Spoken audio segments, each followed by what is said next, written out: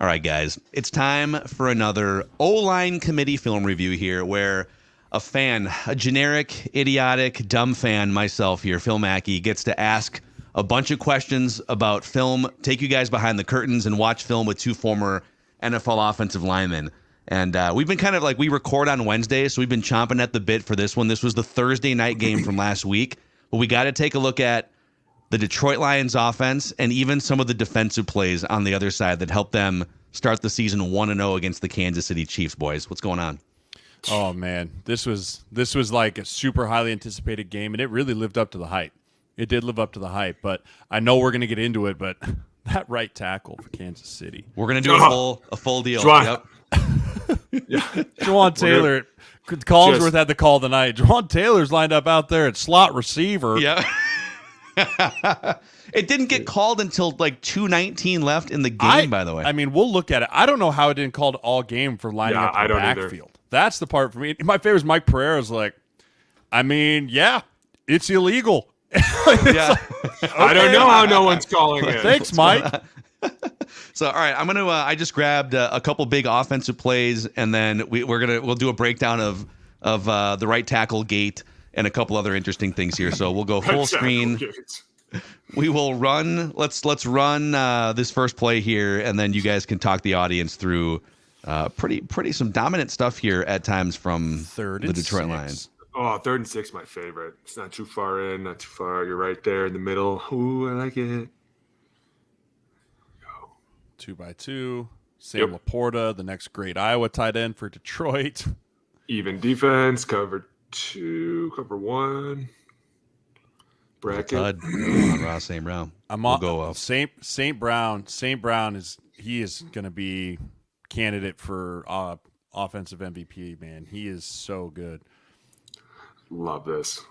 Simple crossing route, but I mean, it goes back to this is a long developing route. If you go back to the wide, Mackey, right? Look at where he lines up. He's all the way out there by the numbers. He has to, in order to make this route go, he has to cross so much field and get open, right?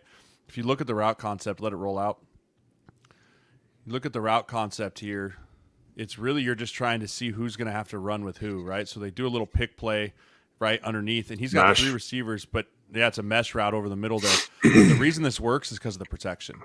Exactly. Right? This is such a long developing route. If you have Chris Jones bearing down on Goff here, and he has to roll out to his left, this route's dead. But look at Goff go through his reads here too. Go back. Look at Frank Ragnow too, clearing out that pocket.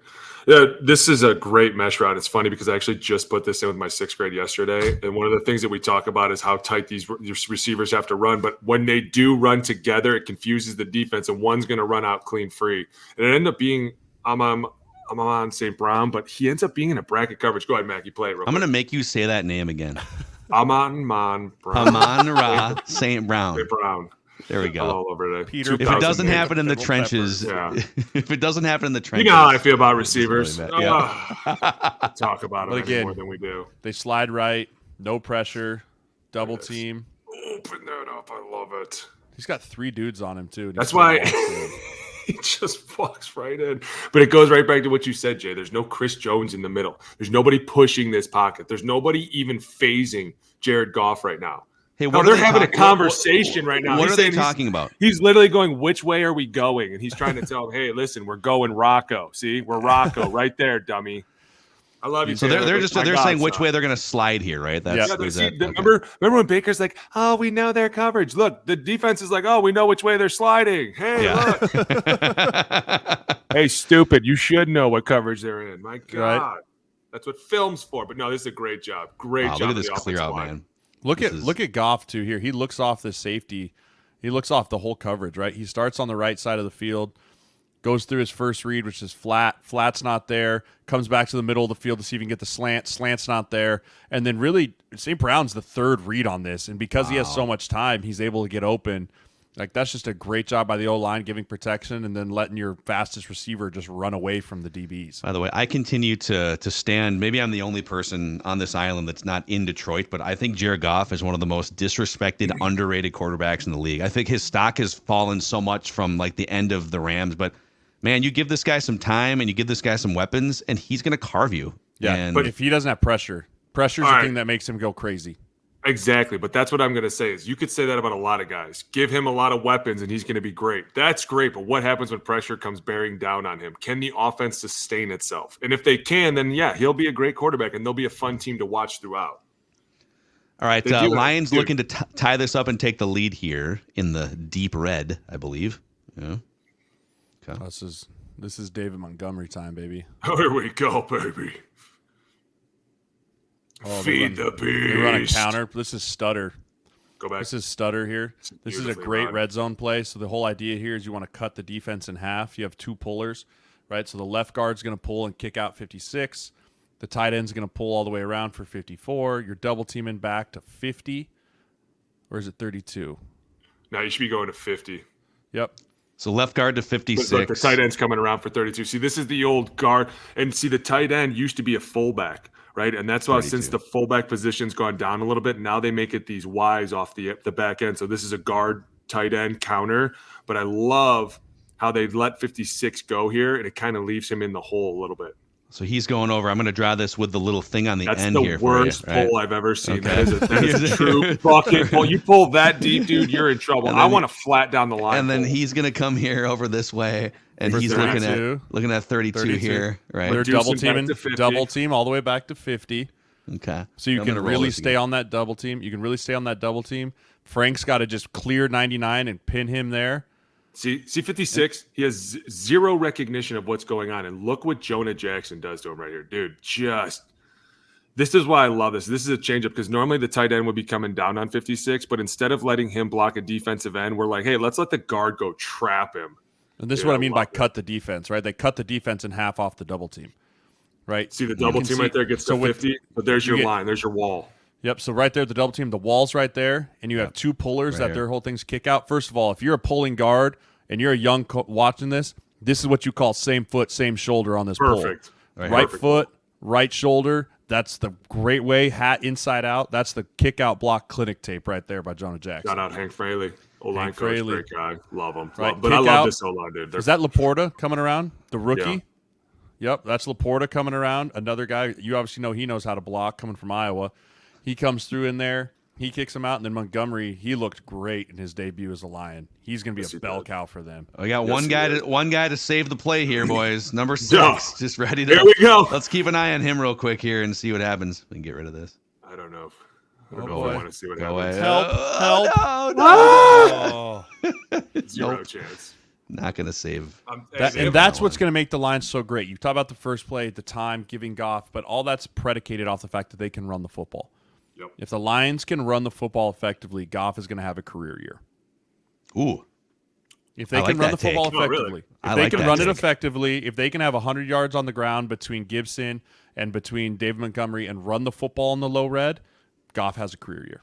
Like back when he was with the Rams. That's how he used to do it, baby. Hand it off here and there, and all of a sudden spread them out here and there. Dude, I'm telling you. That's the funny thing. It's like I feel like a Jared Goff crusader here or something, but so when he was a much younger, much less experienced quarterback, and he was given infrastructure that included a good scheme, a good coach, weapons, protection. Okay, he drove that car to the Super Bowl, and they had a lead, I'm pretty sure, at one point. Not that he was like the catalyst for it. Yeah, a lead. And so now that he's more experienced, he's seen a lot more football, and he's just been around the block more, right? If you give him a good car, he can drive it. For sure. And that's what's happening. I agree. And listen, you started off the season the right way. You beat the team that everyone's like, hey, you want to be the best, you got to go beat the best. And they did. So it's like, all right, cool. We're off on the right foot. Let's continue this go. Hasn't Mahomes never beat Goff? Ooh. I'm pretty sure Mahomes has never beaten Goff. Script writers. Time for a change-up. Just saying. The NFL script is crazy this year so far. It's crazy so far. All right, let's look at this high-powered, high-flying Kansas City offense. Here we go. This is more looking at the high-flying, high-powered Lions First of all, here. Snap the ball. Right. Go back. This should be an automatic first down no matter what. Here's the thing. You don't even really have to snap it. I used to do this to guys all the time. As soon as this dude jumps, pause it. Keep going. A little bit. Once he jumps. Once the D lineman jumps. Yeah. Right there. Stop. All you have to do, and it used to be my favorite thing to do as an O-lineman, you reach out and just start banging him on the head. Pop, pop, pop, pop, pop. Right? They're like, that guy, that idiot, he'd listen to snap count. Was he worried? An worried? automatic first down. Is he worried because it's a trick play here, right? They're bringing a tight end. Is he worried that does the tight end have his hands under my ass yet? And is it going to be? It doesn't matter. You don't snap. No, it doesn't matter. You don't snap. Okay. As long as they're in the neutral zone and you move, you just touch them with your right hand. You just touch them with your right hand there, and that causes you to move. That should be an automatic first down. They tell you that too every time. So, anytime they flinch. I mean, Blake Bell, he played quarterback. He was the bulldozer at Oklahoma. Jawaan Taylor tried to do it. Go back. We're going here. By the way, this might have been one of those plays you guys watched the quarterback thing on Netflix. The players might have made this play up on like Thursday practice. For all we know. Well, I mean, you got to remember this is probably supposed to be Kelsey. No, they've run this before. Kelsey goes under. Now watch the right tackle. He tries to jump out and touch, but the problem is the guards don't touch him, and so it doesn't. Nobody really sees it. Go ahead, keep going. Right there. So he's trying. He's like touch him, but that's all you have to do. But I will tell you this: person has to come in the neutral zone. By rule here, though, if Taylor, the right tackle, were to move, it would have been a false start on Kansas City. It has to be the adjacent offensive lineman. So really, once that guy jumped over the center, the only people that are allowed to move are Tooney and 65. Can't think of his name. Right, they have to be there. But this is they should have just snuck this. They got cute. Don't get cute. Don't get cute. This was a huge play here on Don't third get one. cute in 3rd and 1. Yep. That's Trey Smith. God, I can't believe we couldn't think of that. Trey Smith. Golly. Yeah. So I'm an idiot and forgot to put notes in proper order. I think we're going into a series here of the right tackle being lined up and jumping early 3 times, and then the 4th one is I think that's what we're doing here. First of all, go back. Can you go to the wide? You have to see it from the wide. We don't have the wide on these. You had a quick shot of it. It showed it for a second. Go back. Oh, gotcha. You can right there. Okay. That is ridiculous. That's so bad. So bad. By letter of the law, you have to break the center's belt line. Not just like, he's within the shadow of his ass crack. So the belt line is right here, meaning, right? Yes. Your helmet has to break the belt line. Not like, his helmet's touching the like back half of his asshole. No, you have to break the belt line. It's hilarious. Look how far away he is from Aiden Hutchinson. Dude, this was all night, right, guys. This isn't right. Like and then again, if you watch how quick he gets off the ball, like he has 4 yards between him and Aiden Hutchinson when the ball snapped. It's no wonder Aiden had he didn't have a great night. He had a good night, but like this dude had such an advantage all night long. So let's roll some of these. I'm just going to go in succession here, and they're all from the end zone cam, but you'll see. This one wasn't as bad. Oh, help. Fix it, Jesus.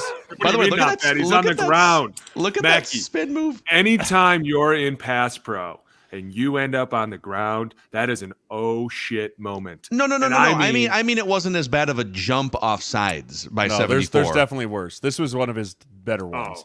No. This spin cycle move here is, look at this. Whoop, Aiden Hutchinson. He's so good. He's going to be a great rusher in this league for a long time. Is.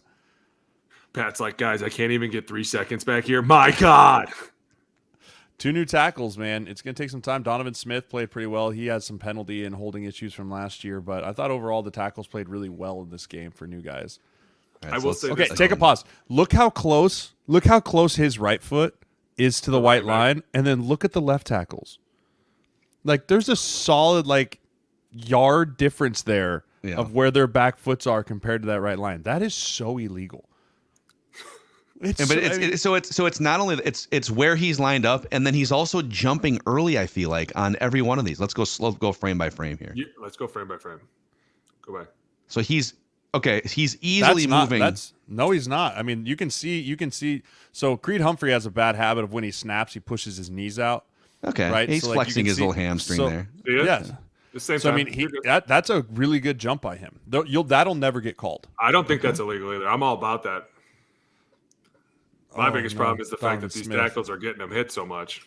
Look at Donovan Smith just watching this as it happens. Yeah, we don't want to do that, buddy. We didn't buy a ticket to the show. We are the show, okay? That's what I tell my 6th grade team. You didn't buy a ticket to this. You are the ticket, okay? Go be a part of it. Dude, this is the things that I see that I'm like, Donovan, you're so old. Do something, right? Do something. Wait. So what's you're he here. Supposed to do? What do you do right here? Like if you're an offensive I don't lineman. know. Go hit Aiden Hutchinson. Go do something. What do they say? If that's an in-game palms up fine. For sure. What do I do? I don't know what to do with my hands. Do I take the ball and run? What do I do? Pat's like, dude, get him off my legs. I mean, you could be like Ed Ingram and strip sack your own player, I guess. Here, Pat, I'll take it. Hey, what if he just grabbed it and ran out the left side? Like, oh, I got it. I would have died. But again, protection breaks down. But even as I'm looking at this from the back end, like I'm not seeing anyone wide open. No. Right? And that's an uncharacteristic drop by McKinnon there. Oh my gosh. All right, let's keep making our way through the right so tackle deep. gate here. Okay. Hey, I will say this though. Sometimes people think getting off the ball is a good thing, but when you create that much space, you end up oversetting a lot of times, or you end up doing something that you don't want to because there's too much time. That's early. Dude, the ball is No, watch his knees. Watch. It's Same not time. early. It's It's same not time. early. It's not not early. I'm I'm telling you, If that wasn't anything, my everybody issue. else is slow. I'm Everyone serious. was talking about all night, like, oh, he's jumping early. He's jumping early. I didn't think he was jumping early. I just was like, he's lined up in the backfield. Yeah. Like, that is an illegal formation. Like, and they didn't call it one time. Here's another one. But I'm all about getting jumps off the ball. Absolutely. I'm not Look going to at say that, no, man. bro. That's the best jump in NFL history. I mean, look at this. He's studied Lane Johnson, how Lane Johnson did it, right? I mean, he's kind of moving in the snap. But you can see as soon as Creed Humphrey's knees go out, he's moving. Fair. Okay. Until this next Until he one. didn't. With 2 minutes to go in the game, it's like a third and forever, I think, drop. already. And here I we mean, go. it's a good jump. That's That's offside. early. That's a tad early. Yeah, it's an early one. But I mean, look how deep the tight end is. The tight end has to be off the ball, and they're level with Blake's each other. like, dude, So the line of move scrimmage up. is like just in front of the 35-yard line. here. Yeah, I mean, he is ready to take a jet sweep. Like, he's ready to open pull and take a jet sweep. I promise you, this won't fly this week. I would put money on the fact that they get an illegal formation call in the first quarter of this game. No, they'll talk about it. They'll tell them. Because They've talked about it. But he's going to keep trying to do it. He's going It's to funny keep where trying he's to at do here it. when this ball snapped. He's literally standing next to the running back. He's taking one kick, and he's right next to the running back. Yeah, dude. That's crazy. See how much space you've created though for your guard now? Yeah. Like, dude, you're making it harder lot of for space. everyone. Except for yourself. Yeah. Well, no, even then, because you could good chance if you look how much space he has to cover. You're telling me that somebody that's super fast out of their stance and super quick isn't going to overset a little bit? I mean, come on, that's a lot, dude. Yeah. I think to be fair, though, Boone and I both agree. He was only early once. Okay. I think he had the great get off. He was keyed into the snap count. The thing that just didn't get called for whatever reason is the fact that it was an illegal formation 80% of the time.